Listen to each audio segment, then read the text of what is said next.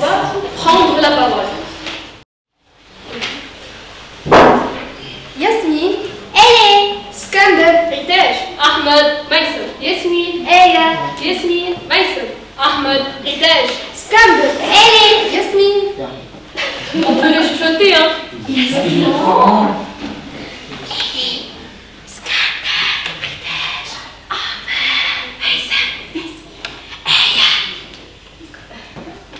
On peut les dire façon mère maternelle. Yasmouti, Ele, Skander, Ritesh, Ahmed, Maïsem. Yasmine, Eya. On peut les dire en nom collègue. Yasmine, Ele, Skander, Ritesh, Ahmed, Maïsem. Yasmine, Eya. On peut les jouer façon militaire. Yasmine, Ele, Skander, Ritesh, Ahmed, Maïsem. Yasmine, Eya. On peut le dire sportivement. Yasmine, Ele, Skander, Ritesh, Ahmed, Maïsem, Yasmine, Eya. Avec joie. Yasmine, Ele, Skander, Ahmed, Maïsem. Yasmine. Eya. C'est la vague des mots. On commence toujours notre atelier par ce jeu-là.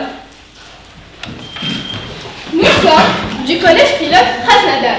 Tout a commencé le jour où notre prof de français Nous a invités à nous inscrire au club de théâtre. En français. Au début, on était 15, Oui, il y a eu les absents. 3 au début. Aujourd'hui, 10, non 8. Nous venons chaque vendredi de 13 à 15 dans notre salle de théâtre. Et même pendant les vacances, nous y allons. Parce que nous avons une salle de théâtre. Il y a des chaises, des bancs, on peut faire le noir, il y a des rideaux. Nous avons eu la visite d'une metteur en scène. Oui, on s'est mis d'accord pour choisir un thème. On avait envie de parler d'amour. Donc, on avait demandé de notre prof de français de nous raconter une légende qui parlait d'amour.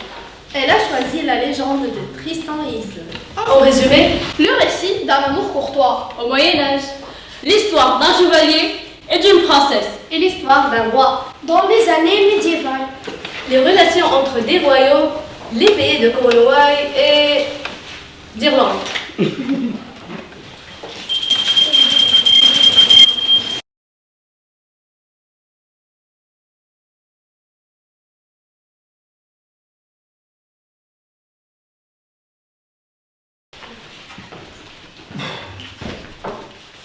Voici leur petit air ambulant, la légende de Tristan et Isolde.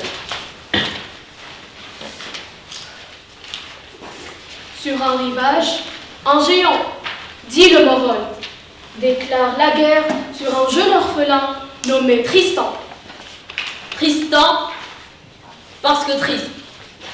Sa mère est morte en lui donnant naissance, et son père est mort en combattant l'ennemi. Tristan, scène de combat, et le Morol. Tous deux engagent le combat. Le Morol brandit son épée, trempée dans du poison. Sache-le, chaque blessure que fait mon épieu est mortelle. Tu ne trouveras nul médecin pour te guérir. Tristan dégaine son épée. Le Morol saisit la sienne. Et les deux lames s'entrecroisent. Tristan assène le premier coup. Le Morol riposte. La lame de l'épée entre dans la hanche de Tristan. Tristan réplique. Son épée arrache le casque de l'adversaire. La lame s'enfonce dans le crâne du géant. Blessé à mort, le Morol, sur le rivage, tombe.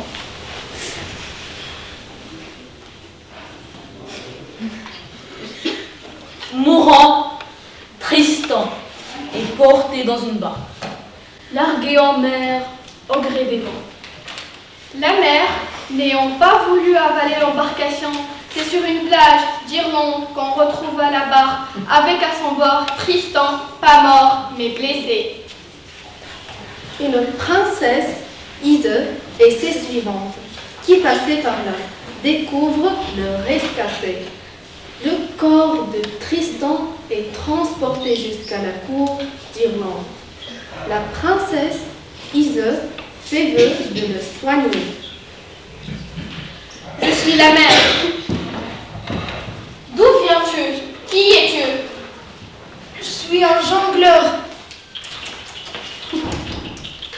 Il se fait passer pour un jongleur.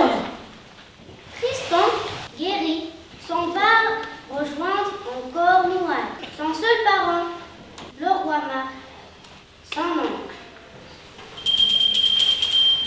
Le retour à la cour du roi Marc. Le roi, Tristan. Tristan est accueilli en héros au royaume.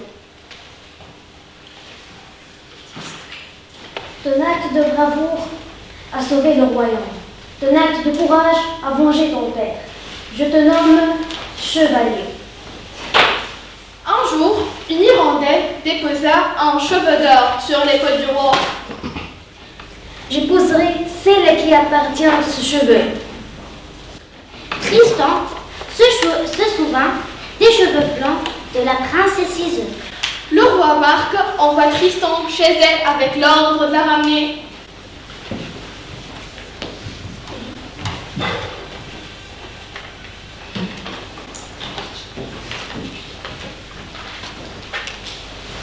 Une fois arrivé, Tristan demande la main d'Ise pour son suzerain.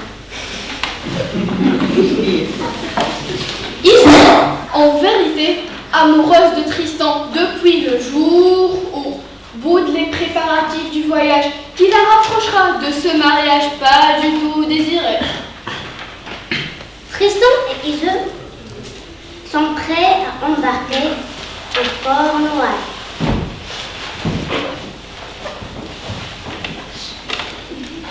La mère d'Ise, fille mouche, pas collagène, confia à la servante Région un filtre d'amour. Au cas où, le jour du mariage, elle devra le faire boire aux époux.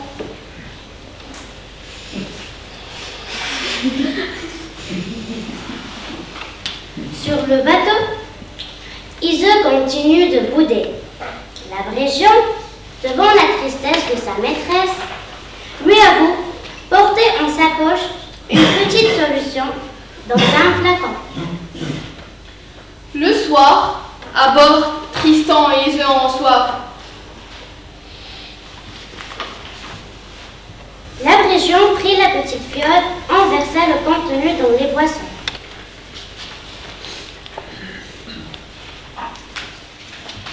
Dès que les jeunes gens eurent fini leur verre, l'amour, tourment du monde, se glissa dans leur cœur.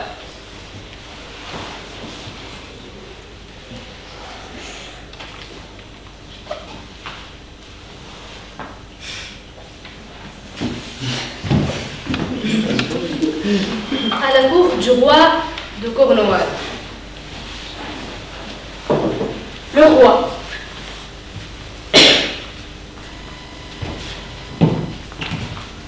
Tristan.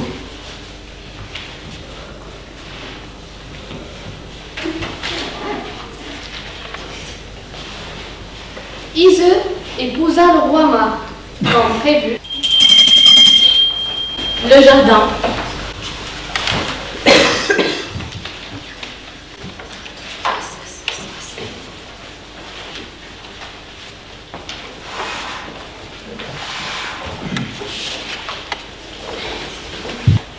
Dans le jardin du royaume, deux amants se rencontrent.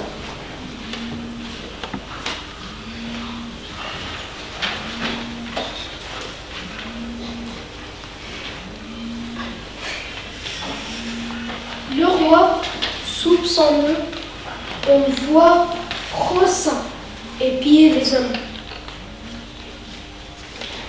L'une cachés dans leur épi des amants. Les amants se sentent surveillés. Ils se séparent.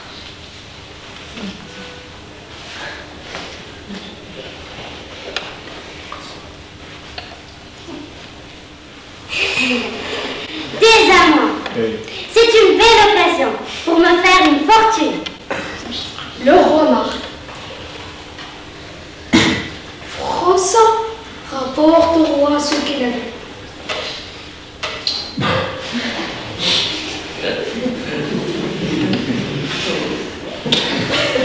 Fou de jalousie, le roi fait éclater sa colère.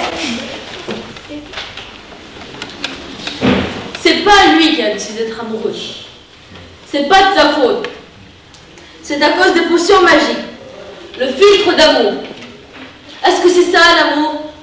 Comme l'amour est difficile parfois, l'amour peut causer la jalousie, la trahison Et peut causer la mort. et aussi la difficulté d'être amoureux d'une personne qui n'est pas de ton grade. Ou quelqu'un qui est opportuniste. On ne peut pas se marier avec un homme qu'on n'aime pas. Et on ne peut pas aimer quelqu'un par force. Et moi, je ne me souviens pas, car je n'étais pas amoureux depuis l'école primaire. Ça y est, je peux raconter mon histoire. Les personnages, le père, la mère, les grands-parents et deux jeunes aventuriers. On leur a laissé visiter la forêt terrible. Ils se sont perdus dans la forêt parce qu'ils ont suivi des biches. Ils se trouvent devant un château. Ils entrent. Dans cette histoire, on trouve aussi un grand monstre qui était un roi qui maltraitait les paysans de son royaume. C'est une longue histoire. Merci. Et pourquoi tu n'as pas écrit une comédie? Mais leur tour.